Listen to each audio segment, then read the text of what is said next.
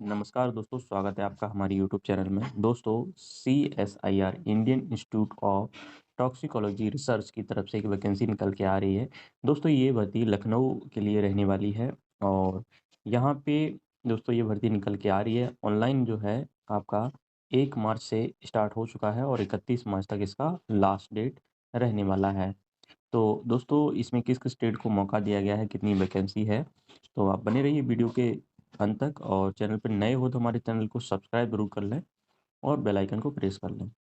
हम बात कर लेते हैं दोस्तों, ये जो भर्ती है आपकी डिप्लोमा और ITI दोनों के लिए है और यहाँ पे हम देख लेते हैं दोस्तों कितना आपको यहाँ पे सैलरी मिलने वाला है। हम यहाँ पे बात कर लेते हैं दोस्तों, आपका जो सैलरी है,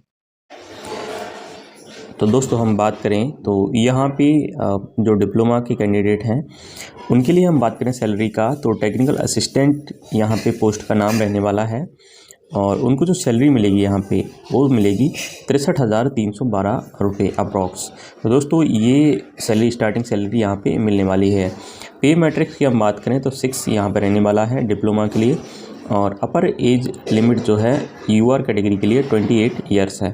जबकि यहाँ पर रिजर्व कैटेगरी का कोई है तो एज पर जो रूल है उसके हिसाब से यहाँ पे रिलैक्सेशन दिया जाएगा। अब हम ITI वालों के लिए बात कर लेते हैं टेक्नीशियन का पोस्ट के लिए, तो यहाँ पे उनको 34,625 रुपया मिलने वाला है और पे मैट्रिक्स यहाँ पे 2 रहने वाला है। 28 साल यहाँ पे मैक्सिमम एज है, वही एज में आपको रिलैक्सेशन भी यहाँ पे मिलेगा। हम यहाँ पे वैकेंसियों की चर्चा कर लेते हैं दोस्तों। तो ये डिप्लोमा के लिए वैकेंसी है दोस्तों। शुरुआत में हम यहाँ पे ITI वालों की बात करें तो यहाँ से आपका स्टार्ट हो जाता है टेक्नीशियन का। तो टेक्नीशियन में दोस्तों यहाँ पे सबसे पहला है एरिया केमिकल साइंस पोस्ट है दोस्तों। यहाँ पे 3 पोस्ट इन्होंने टोटल निकाली है और यहाँ पे 10वीं पास रहना चाहिए। 10वीं पास में साथ में 55% मार्क्स यहाँ पे होना चाहिए और ITI आपके पास होना चाहिए laboratory assistant in chemical plants और any other field of chemical science. दोस्तों, अगर आपने laboratory assistant in chemical plants और अदर फील्ड से केमिकल साइंस में ITI कर रखी है तो आप यहाँ पे एलिजिबल हैं। और इसके अलावा दोस्तों यहाँ उन्होंने दूसरा पोस्ट निकाला है area sensor and device development.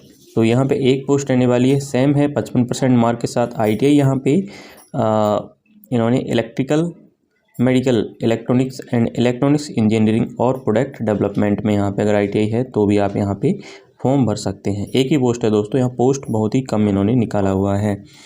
अब हम बात कर लेते हैं प्लम्बर का, तो प्लम्बर में भी यहाँ पे एक पोस्ट है 10वीं पास में साथ में 55% और यहाँ पे इन्होंने प्लम्बर से ITI मांग रखा है दोस्तों।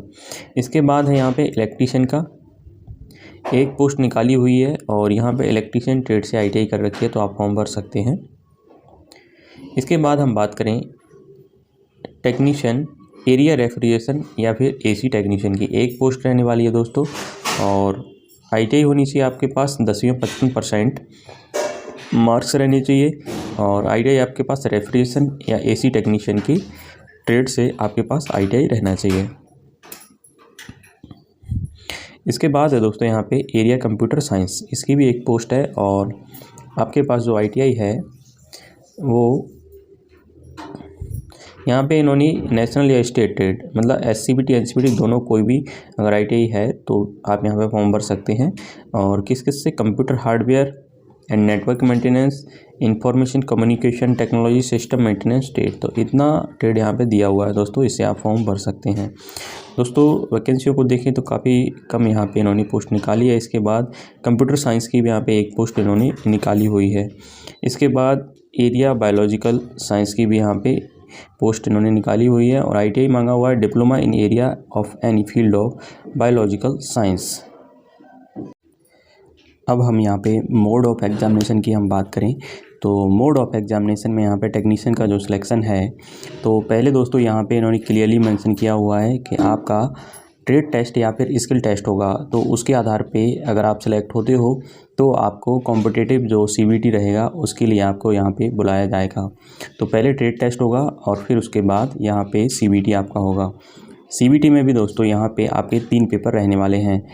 For these post there will be 3 papers. तो यहाँ पे दोस्तों 3 पेपर आपके रहने वाले हैं, जिनमें आपकी जो मेरिट बनेगी वो पेपर 2 और पेपर 3 से यहाँ पे बनने वाली है।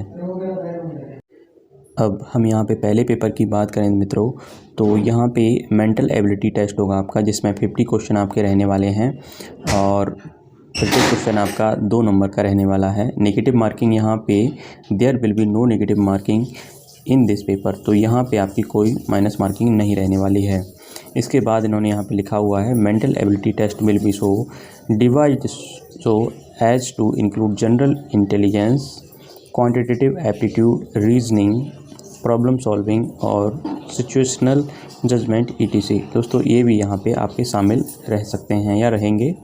इसके बाद हम बात करें दोस्तों यहाँ पे पेपर 2 में, तो पेपर 2 की हम बात करें तो यहाँ पे दोस्तों आपके 50 क्वेश्चन रहने वाले हैं और 25 क्वेश्चन आपके जनरल अवेयरनेस के और यहाँ पे 25 क्वेश्चन आपके इंग्लिश के रहने वाले हैं और प्रत्येक यहाँ पे 3-3 नंबर का रहने वाला है। और यहाँ पे दोस्तों 1 negative marks for every wrong answer, तो यहाँ पे नेगेटिव मार्किंग बहुत तगड़ी दी हुई है दोस्तों, तो इसका ध्यान रखना पड़ेगा। ये काफ़ी यहाँ पे इन्होंने एक गलत पे एक सही में से उत्तर काट देंगे, मतलब सही आपका 1 नंबर कट जाएगा यहाँ से। इसके बाद यहाँ पे मेरिट इसी से बनेगी पेपर 2 और पेपर 3 से। थर्ड जो आपका पेपर होने वाला है वो आपका रहेगा दोस्तों कंसर्न सब्जेक्ट से, तो यहाँ पे 50 क्वेश्चन रहेंगे और प्रत्येक आपका जो क्वेश्चन है 3 नंबर का रहने वाला है। और यहाँ भी वही सेम नेगेटिव मार्किंग इन्होंने दे रखी है, 1 negative marks for every wrong answer.